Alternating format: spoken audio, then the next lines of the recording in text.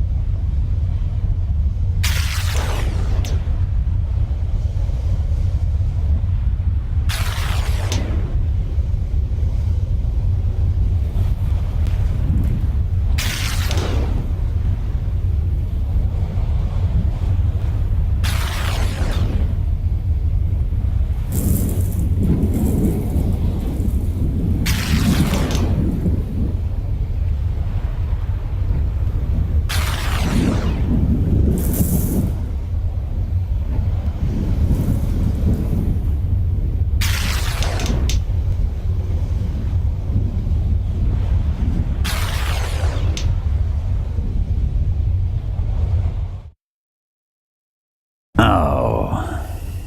I win again. That's another ice cream. This time I'll win. Nah, I doubt that.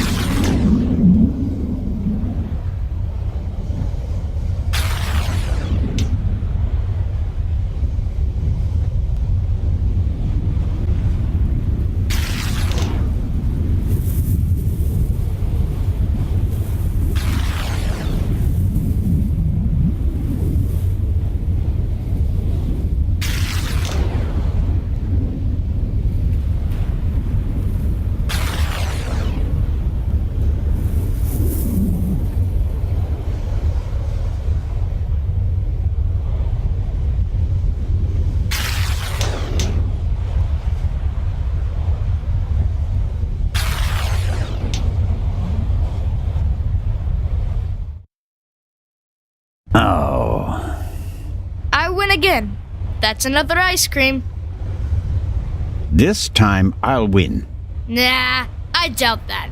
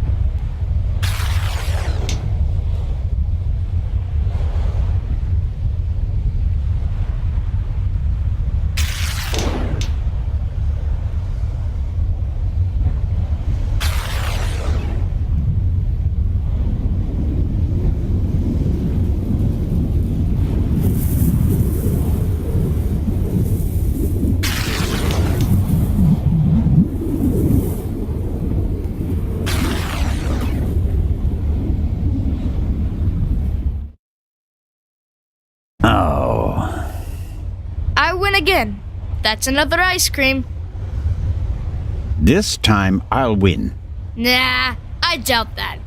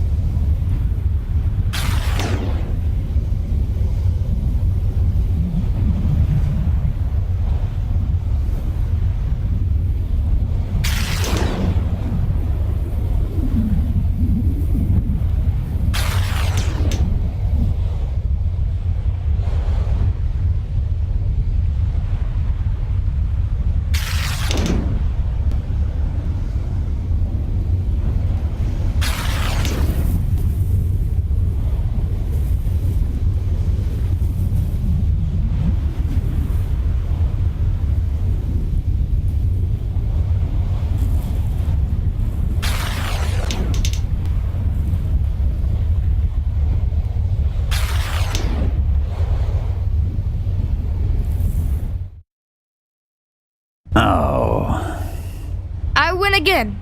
That's another ice cream. This time I'll win. Nah, I doubt that.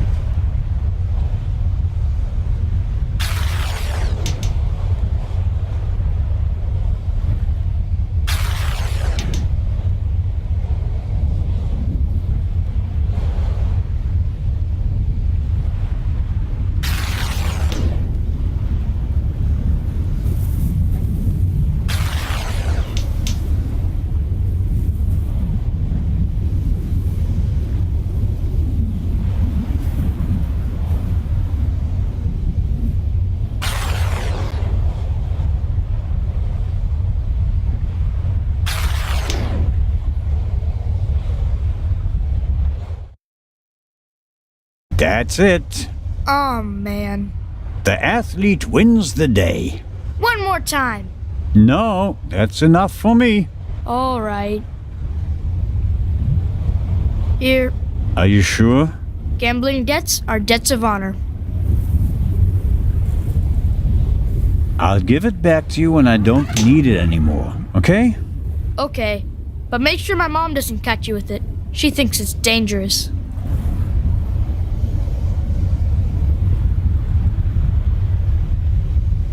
The little stones make perfect ammunition for the slingshot. Now I just need a suitable target.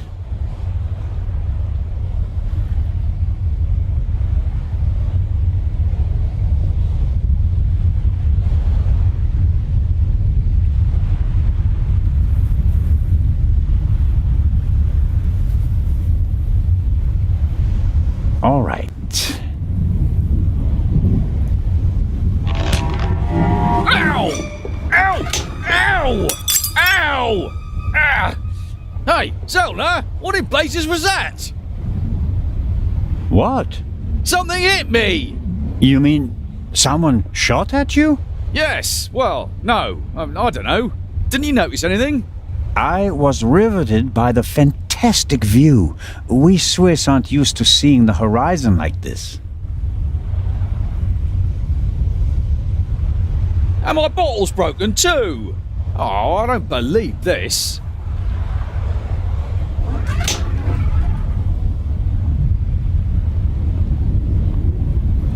I wonder if this game is an advanced version of bocce.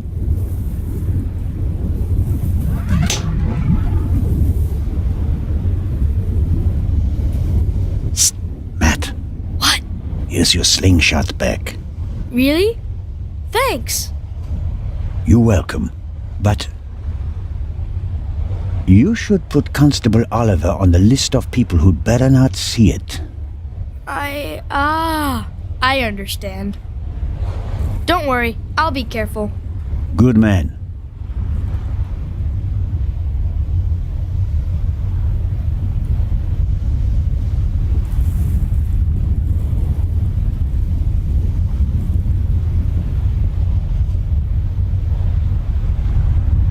Good morning, Miss Miller. Professor Lucien? Constable Zellner, how are you? I heard you passed out last night. Well, not quite. I was poisoned. Oh, That wretch! Who do you mean by that wretch? That stowaway. That new raven. The young man can't be the murderer. Constable Oliver had already apprehended him when the shot was fired. You mean... Whoever killed the Baroness is still on the loose.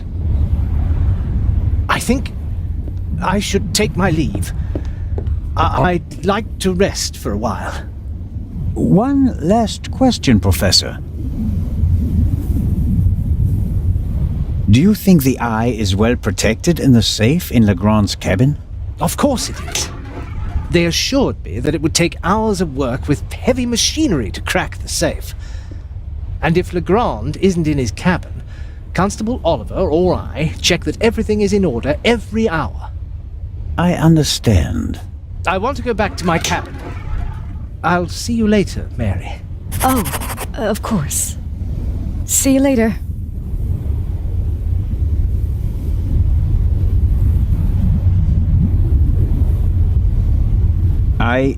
I didn't want to interrupt your conversation with Professor Lucien so abruptly. I don't know what's wrong with him.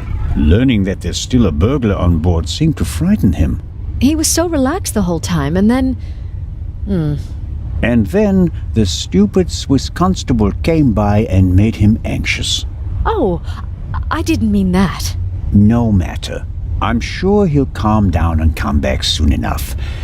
May I ask you a few questions? Of course. After all the commotion, he's already back to his old self again. But I haven't told him about the murder. That would be a bit too much for him. I think he's made of sterner stuff. I want to thank you again for what you did on the train. I wouldn't have known... Everything's fine. Think nothing of it.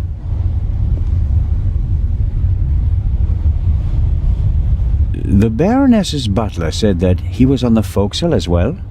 Yes, he was standing on the other side of the deck smoking a cigarette. Was he on the forecastle the whole time? I'm not sure. He was there, and later he was on the side deck with us.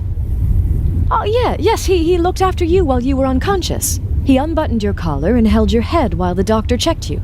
But you can't say for certain whether he came from the forecastle with you and Professor Lucien, or afterwards.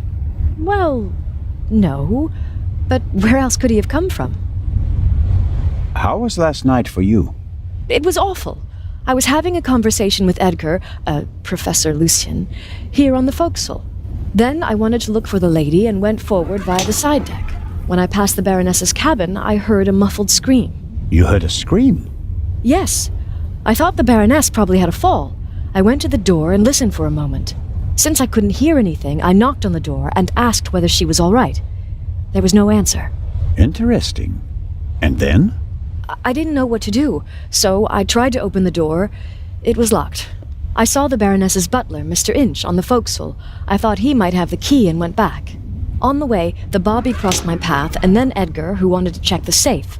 I explained the situation to him, and then the alarm went off. How did the scream sound?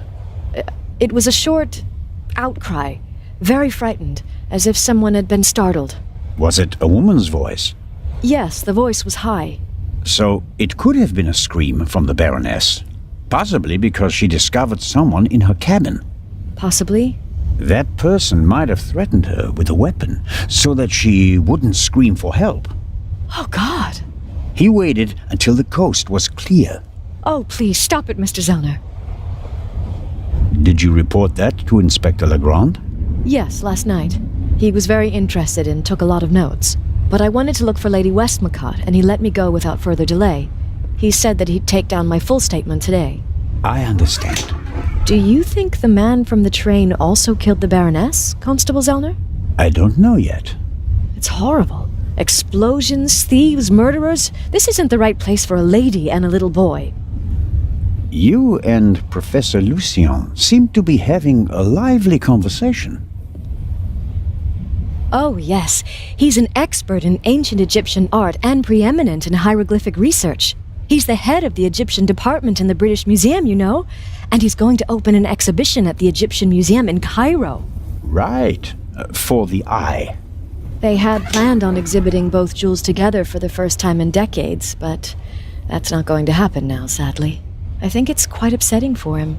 We're working hard to ensure that at least one eye will be on display. I know. I'll ask Lady Westmacott if she'd like to participate in the opening of the exhibition. I think it would be good for her. And Professor Lucien will surely offer you a private tour. You're American, aren't you? That's correct. And you moved to England because of the job? I lived in England before. During the Second World War, I volunteered. I worked in a pharmacy on a US base north of London. In a pharmacy? Interesting. Well, it was the war and everyone was sent where they could help best. Please, go on, Mrs. Miller. After the war, I studied music in London. I met my husband there. We married and went back to the States together. He was also American? No, English. But he said he had problems with his family and he wanted to be as far from them as possible. And you gave up your studies for him? Well, yes, I did. Life as a single mother couldn't have been easy. It was pretty tough then. I worked from morning till night and it was still only enough for the bare necessities. And I couldn't give Matt all the attention he needed. And then Lady Westmacott entered your life. It was like an angel appeared to me. She must have offered me the position out of pity. I had no experience as a carer. She made me a generous offer. I couldn't believe it. And she really adores Matt. She's offered him a good education, and now he has every opportunity in life. An almost unbelievable story. I'm still afraid that it's a dream and that I'll wake up one day. How does it feel to work for such a world-famous person? The work is very interesting and varied, and it pays well, too. You are very lucky that the lady offered the position to you. I just hope she won't change her mind one day. What would become of Matt's education then? I really make an effort to measure up to Lady Westmacott's expectations, but sometimes I feel like I fall short. Lady Westmacott couldn't ask for a better companion. I'm saving up as much money as I can all the same. I'd do anything so that Matt doesn't have to give up his new life. Lady Westmacott dropped a hint on the train that she killed her hero, Partout. What did she mean by that? Oh, she must have meant the manuscript. Manuscript? She always takes it with her. It's an unpublished Partout novel. I once asked her why she never published it. She said that according to her will, the novel's only to be published after her death. And in it, Partout will be killed? Maybe. I've never read it. No one has. You'd better ask her yourself. If you worked in a pharmacy, you would certainly know something about medicines and poisons. Everything is a potential poison, Constable. It depends on the dose. Have you ever heard of chloral hydrate? It's a tranquilizer, isn't it? I'm asking you. Lady Westmacott also asked questions like that, for her last novel. But since I've never wanted to kill anyone, I never bothered with things like strychnine and arsenic and all that. I could recommend something for a headache, a sore throat, or a rash. That's kind of you, but there's really no need. I'll be seeing you, Miss Miller. Constable? Maybe Miss Miller has found something of a soulmate in the archaeologist. Unfortunately, there's no guarantee that the two of them will end up together. People with low self-esteem tend to sabotage their own happiness.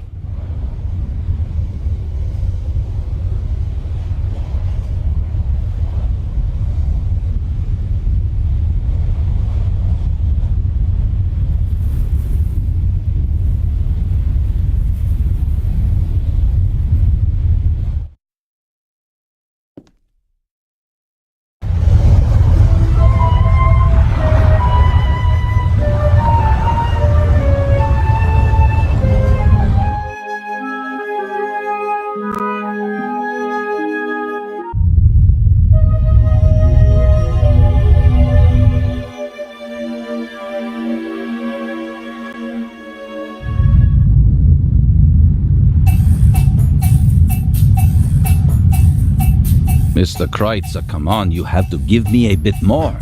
You're the only one who was on the train and who has no alibi for last night. As I said, I was in my cabin. Are you sure that it was your cabin and not the Baroness's? Legrand will question the guests, one after another.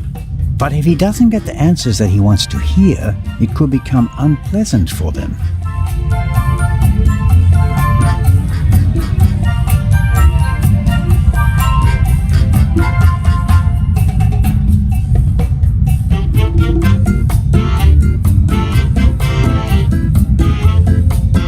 Whatever Constable Oliver wants, he's getting ham and eggs.